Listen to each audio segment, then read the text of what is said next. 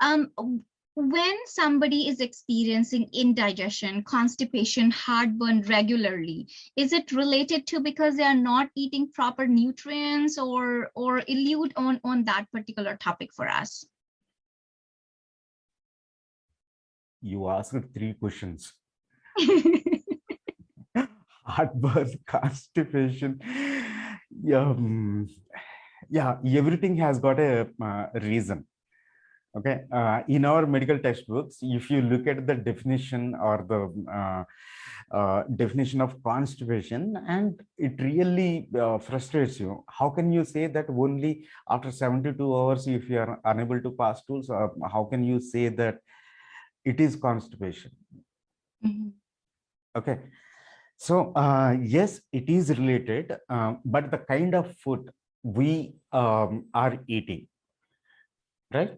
All the food that we are eating is easy to digest. Easy to digest means it is not something good to us.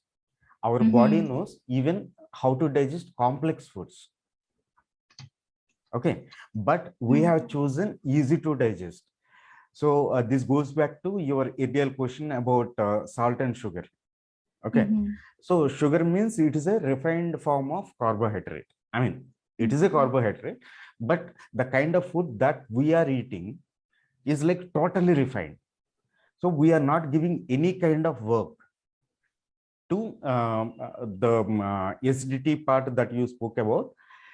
It happens in our stomach, and constipation Mhm. happens in your rectum and colon. Okay, from there it is a continuous long tube. It all depends upon, it all works on the kind of choices we make about our food.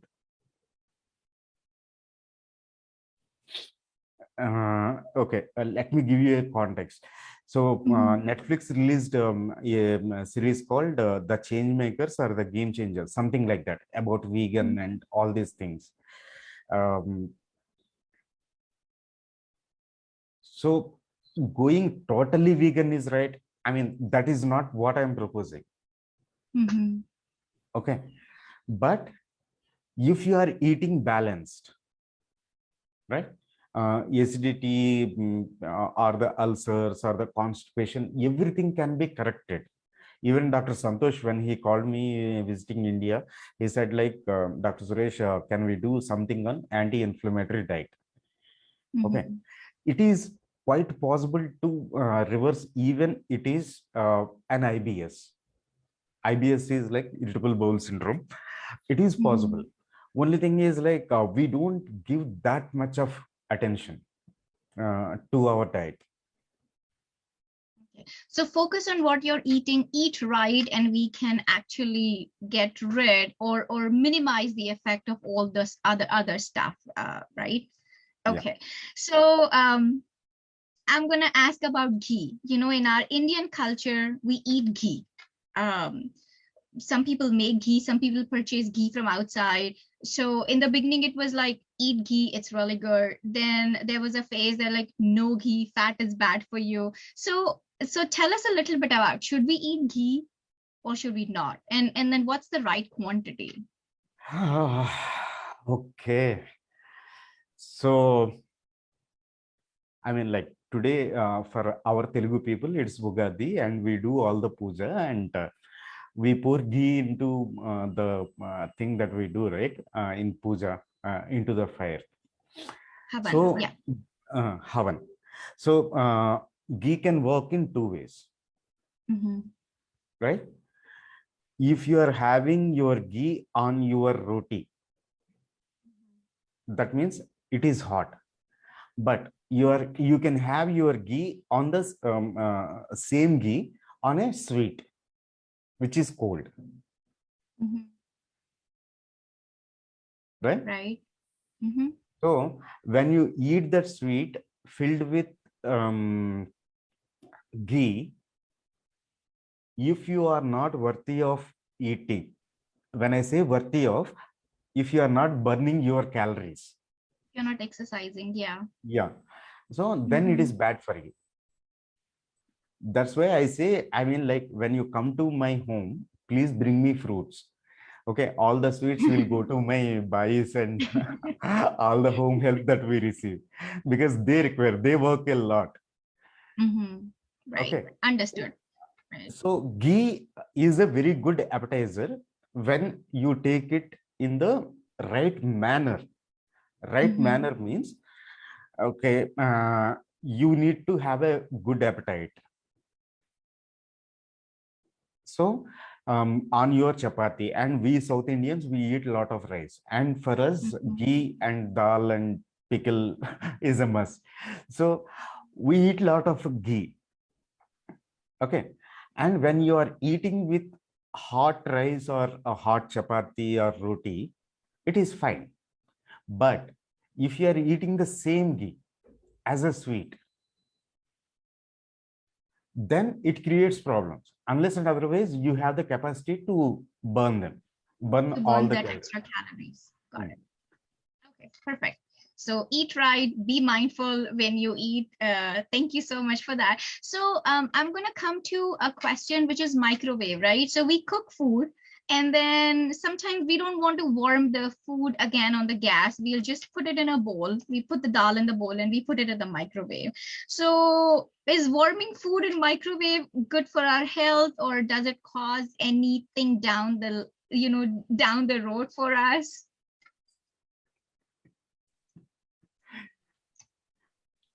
Uh, Sorry, it might hurt so many people's sentiments, and some of the senior doctors, if at all they are listening, probably they could relate to me. So we used to drink water directly from the well. Okay. Hmm. Hmm. It's not a bore well, actually, a well from where we used to drink water when we were playing cricket and all this. And nothing happened to us. And why suddenly? See, there are so many research studies for and against microwaves. Okay, so microwave ovens, how do they work, and is it good? So someone says it is bad, and if the company is funding the research, they will say no. This is good. It is not about like how you do. I mean, why don't you have the energy and time to prepare your food? Because food is what is making your body, and that's where you live. Okay, Mhm. don't you have another 10 minutes of your time to prepare something fresh? I didn't give you the straight answer, sorry about that, but yeah, some of these questions make us think, right? Absolutely. No, and I like the examples that you're giving, because then it boils it down for people like me. I am not from medical field, so when you give day-to-day example, it's more relatable to me, and I'm sure our listeners and viewers are also relating to these simple examples. So I really, really appreciate it. Thank you so much. So we talked about weight management, like we should eat right, if we take ghee, in which form of ghee. So when somebody is trying to reduce weight, is there a right way to reduce weight, or how should one go about it? Yeah, weight loss is a multi-billion dollar opportunity, Kunjan. You know what happened in 2000 when Atkins started, or GM started this GM diet, and everyone is like gung-ho about how to go about weight loss. So to be honest, I don't know how to make a diet for weight loss. But if you come to me, okay, with weight problem, I definitely know, because I would study you. So one of the things, I mean, we doctors got trained in a structured way. I mean, we go by evidence and we see that, okay, calories are coming in, calories are like going out. So if you are taking in more calories and you are not burning them, it is going to becoming a fact. That is science. Mhm. I am not arguing with that fact. Mhm. Okay. But that is not the total story. So why you are accumulating those calories? That is also very, very important. Most of us, I mean, like as doctors, we are not trained to look into that aspect. We leave it to psychiatrists, psychologists, and dietitians, the rest of the people. But we focus on like, and we believe that okay, calories in and calories out, and if you can balance these two things, it is going. So having said that, I'm not discounting or belittling the fitness industry or anything. Okay, you go to a gym, you want to make zero size or want to make six packs, it is quite possible. I mean, that where you are working. Okay, but the question is about like common people who don't have a clue about weight loss. Okay, most of the people, they go to this especially in India, they go to slimming centers, and they ask for these things, and they put them on like very, very low calorie diet. VLCD is what we call them, very low calorie diet. So it is not required. It is not required. Only thing is, if you understand your body, if you understand your body and why the body is seeking fat, I mean, it may sound a bit philosophical, don't get confused. Why the body want to accumulate fat? Okay, what kind of subconscious mind programming that you are doing to accumulate fat? And when you study those reasons, then you will not take. Okay, I'll go back to the third question that you asked about these things, about junk food and all. Okay, so you seek that food because you are stressed inside. Okay, and making people lose weight is not a difficult task. But when you try to create a program around it and want to say that, okay, I have the solution, no, that is not the right approach. You have to see every person suffering with weight issues as an individual, as a human being. When you start seeing them like that, it is quite easy. But coming up, I mean, I always keep telling my students, I don't give you tips, I give you knowledge. It is up to you how to use. How to use it. Okay, so tips are everywhere. I mean, you have Google, WhatsApp, whatnot. There is a lot of information overload. But is the world happy? Is the world healthy? Absolutely. That's actually wonderfully said, that you give knowledge, and how we use that knowledge for our benefits, it's entirely up to us. So that's a wonderful way to put it, and very beautiful way to say it. I know you have answered this question, but I'm going to ask again, because that's what I do. I ask questions. So my question, we talked about ghee. I'm going to talk about oil now. When I was growing up, I didn't realize we had that many oils. But now we have soya bean, we have mustard, we have olive oil. Then in olive oil also we have different categories. So what kind of oil is best for us? Okay. I have been to Bengal. One of IPS officer, he called me for his team, and the kind of oil they are using over there. And I've been to Orissa, and the kind of oil they are using there, and where I come from, what I use. And suddenly in one of my classes, somebody said, and actually a very learned woman, okay, I mean, like almost like very high in government rank. And Dr. Suresh, what is your point on what is this? Olive oil. Okay, is it good? Ma'am, olive oil is good. But where are you from? I am from Jharkhand. Okay. Did you ever see an olive tree in your...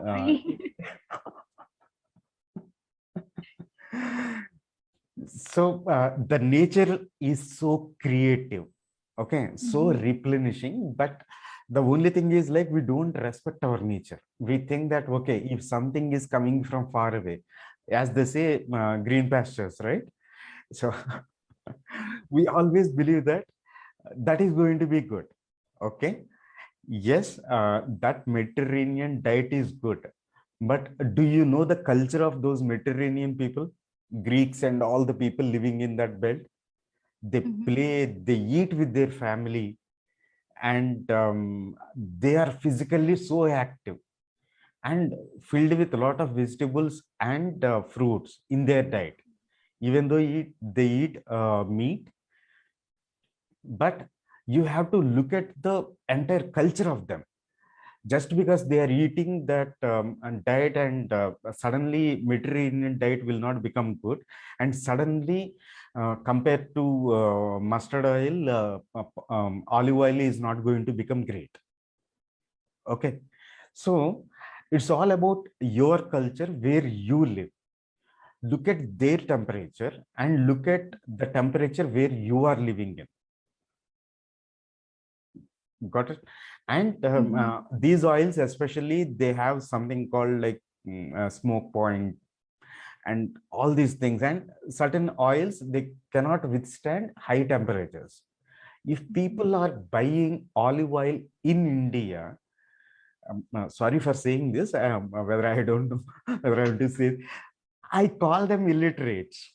Okay, so you don't have to buy 1500 rupees virgin, extra virgin olive oil if you are living in India, right? For you, groundnut oil is sufficient. And none of the oils, whether it is olive oil or groundnut oil, none of them, they contain any kind of cholesterol, because cholesterol comes only from animal products. All of them are coming from either seeds or nuts. Okay, all oils are cholesterol free. But we see suddenly some superhero comes on TV and saying that, okay, it will help your heart, and we buy. That is the kind of knowledge society that we are living in.